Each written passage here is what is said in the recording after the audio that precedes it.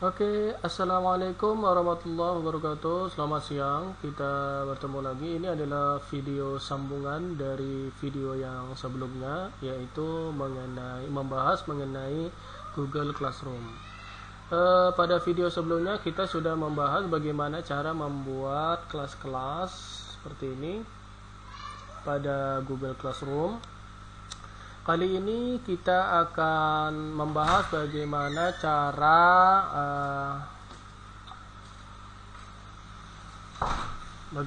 cara untuk menggunakan fitur-fitur yang ada pada Google Classroom ya.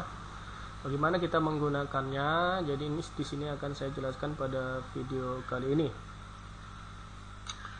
Oke, pertama kita buka dulu kelas yang sudah kita buat ya. Oke, di sini sudah ada kelas. Oke, di sini ada fitur seperti ini, kode kelas. Seperti yang sudah kita ketahui bahwa kode kelas ini itu gunanya adalah kode yang dibutuhkan oleh siswa yang akan kita undang pada Google Classroom kita ini. Jadi untuk join ke sini dia perlu menggunakan kode kelas ini. Seperti itu. Jadi kode kelas ini bisa kita perbesar ya, seperti ini. Jadi ini bisa kita salin ya. Kita copy kemudian kita kirimkan dia ke siswa, bisa melalui pesan ataupun WhatsApp seperti itu. Kemudian mereka tinggal membuka Google Classroom-nya dan ikut join ya. Bagaimana cara join dari Google Classroom ya? Oke, jadi untuk join itu bisa dari sini ya, bisa kita ketikkan. Tapi ini hanya untuk siswa yang sudah tersimpan emailnya di dalam drive kita. Kalau tidak tersimpan maka dia tidak akan muncul emailnya. Makanya kita bisa menggunakan cara yang kedua, yaitu menggunakan yang namanya kode kelas. Baru mereka bisa bergabung. Untuk bergabung mereka bisa membuka Google Classroom yang mereka miliki, kemudian mereka bisa mengklikkan tanda tambah di sini, kemudian bisa memilih gabung ke kelas seperti itu. Jadi kalau dia ingin gabung ke kelas maka dia harus mengklikkan kode yang tadi yang sudah kita berikan. Seperti itu. Oke, kita masuk kembali ke dalam kelasnya tadi. Jadi seperti itulah caranya. Kemudian di sini ada tema. Jadi tema yang ada, gambar yang ada di sini itu bisa kita ganti-ganti dengan menggunakan pilih tema atau upload foto. Ya, kita pilih tema di sini. Kita coba memilih tema yang mana bisa kita pilih untuk kira-kira ya membuat suasana tidak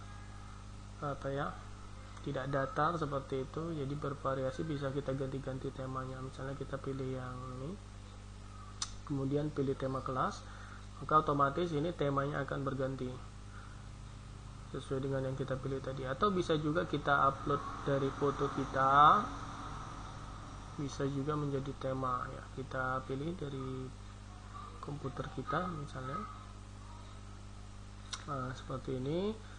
Kemudian kita pilih foto kita untuk menjadi tema, bisa juga seperti itu.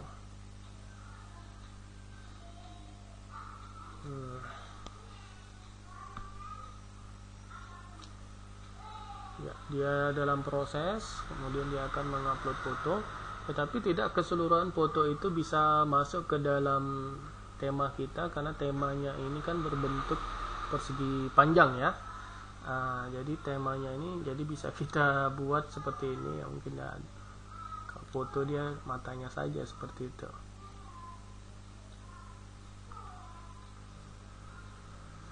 Ya, seperti ini jadinya ya.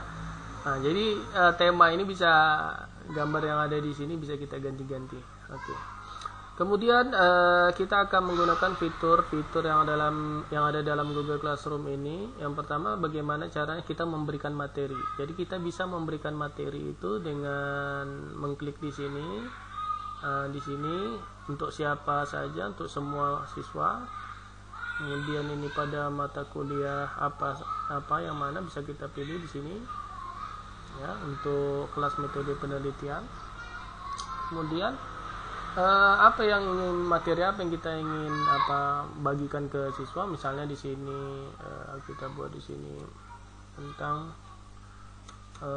panduan membuat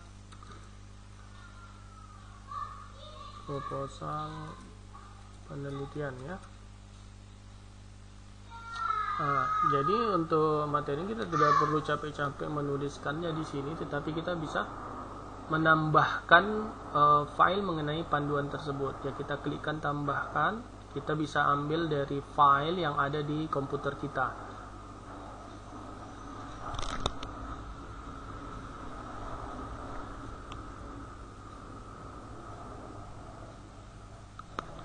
Jadi kita tinggal pilih saja ini, pilih file dari perangkat yang ada. Kemudian di sini kita pilih filenya yang ingin kita bagikan ya, pedoman. Kemudian kita upload.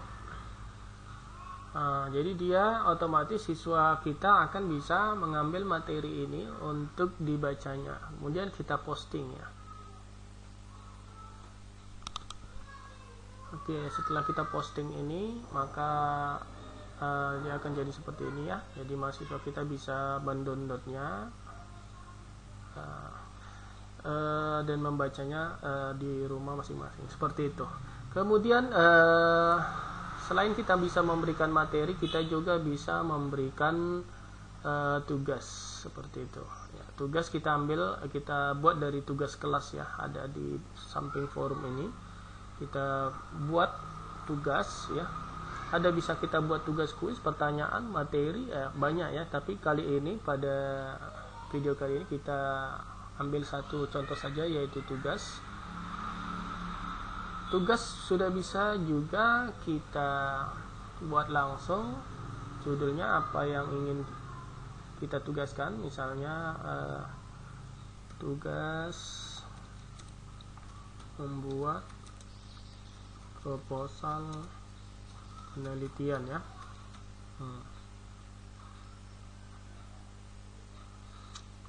Kemudian baca panduan ini, petunjuknya untuk membuat proposal penelitian. Ya, jadi untuk membuat tugasnya itu, maka dia harus bisa membaca panduan yang sudah dibagikan, materi yang sudah dibagikan tadi. Kemudian di sini juga bisa kita buat nilai poinnya ketika dia sudah bisa menyelesaikan. Kemudian tanggal, batas waktu, kita buat batas waktu ya. Di sini ini ada tanggal, misalnya besoknya, kita buat tanggal besoknya dan waktunya juga jam 3.59 ya. Oke, setelah itu baru topiknya bisa kita buat topik proposal penelitian ya, seperti itu. Kemudian baru kita klik tugaskan, baru dia bisa terposting dan dapat dilihat oleh siswa, seperti itu. Seperti ini. Jadi dia menjadi seperti ini, dan ketika kita lihat di forum, dia juga sudah muncul seperti ini. Jadi mahasiswa nanti atau siswa kita nanti akan bisa mengumpulkan tugasnya dengan mengklikkan ini.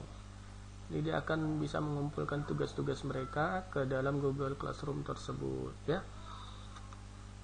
Oke, jadi itu untuk tugas kelas. Kemudian ini anggota tadi ya, jadi ada dua cara, bisa mengirimkannya tadi ke pesan ataupun ke WhatsApp, atau mengundangnya langsung ke emailnya masing-masing melalui tanda plus ini. Kemudian jika mahasiswa atau siswa tadi sudah mengumpulkan tugas, maka kita bisa menilainya di bagian nilai ini. Kita bisa menilai tugas-tugas mereka. Oke. Kemudian kita juga bisa melihat sudah berapa yang diserahkan tugasnya atau diberikan sudah berapa, seperti itu. Oke, jadi selain itu juga bagi tugas yang tidak memenuhi persyaratan itu bisa kita kembalikan melalui email ya. Jadi di sini kita cari saja email siswa tersebut, kemudian kita kembalikan. Jadi seperti itu. Kemudian untuk tugas kita juga bisa melihat dari petunjuknya seperti ini. Oke. Jadi itu. Kemudian untuk mengingatkan siswa atau siswa kita bisa melihat, mereka bisa melihat dari kotak yang ada di sebelah kiri ini. Mereka bisa melihat semua tugas-tugas apa saja yang disampaikan dan deadline-nya seperti ini. Tenggatnya atau batas waktunya tanggal 11 Mei 2359. Jadi seperti ini. Sudah berapa orang juga mereka bisa melihatnya. Seperti itu.